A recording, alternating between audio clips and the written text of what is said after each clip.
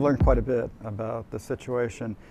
In the United States, we have not had any input from the Cuban scientific community into the question of what happened to the diplomats.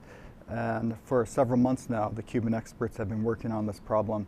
I think it's impressive, the team that they put together, multidisciplinary, the questions they're asking, the scientific approach that they've taken to really try to solve this issue.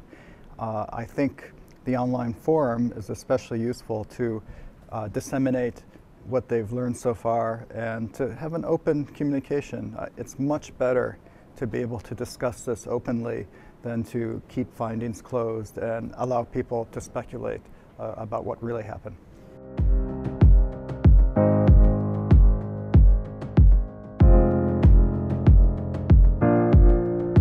In the United States, the scientists have generally come to the conclusion that no single sonic weapon could explain the variety of symptoms that have been reported.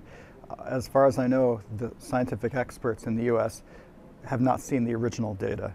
They're just reacting to reports of what the diplomats say they experienced, the symptoms they had, and some of the recordings that have been made public about the sounds in the environment that were attributed to the sonic weapon. But the US expert community has not been able to come to any conclusion about what kind of device could possibly explain the range of symptoms.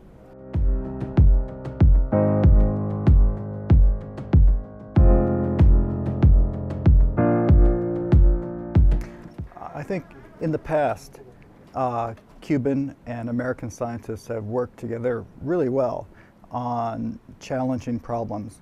For example, in the early 1990s in Cuba, there were cases of unexplained optical neuritis, so infections of the eye, that US and Cuban scientists solved that problem together.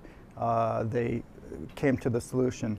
Recently, during the Ebola outbreak in Africa, Cuban and American doctors worked together.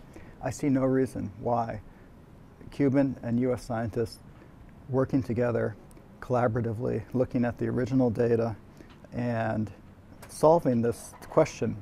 We need to put this problem behind us so we can resume normal relations again, normal diplomatic relations. These have been harmed because of the expectation, the fear that something happened to the diplomats.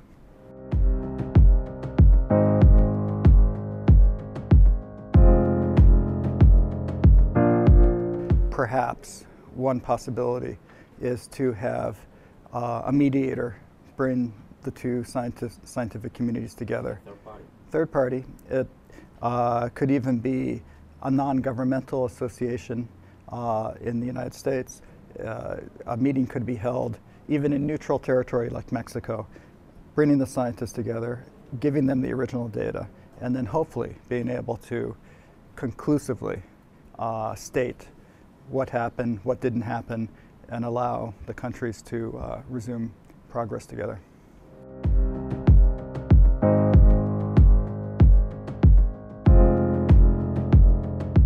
Well, I think the claims of the sonic weapon have been pretty much rebutted now. Scientists in US and Cuba say that it's physically impossible for these symptoms as they've been described to be caused by a sonic weapon. So I think what else may have happened? I think there's just simply not enough data to allow scientists to give a absolute conclusion. That's why it's necessary to bring the scientists together to solve it.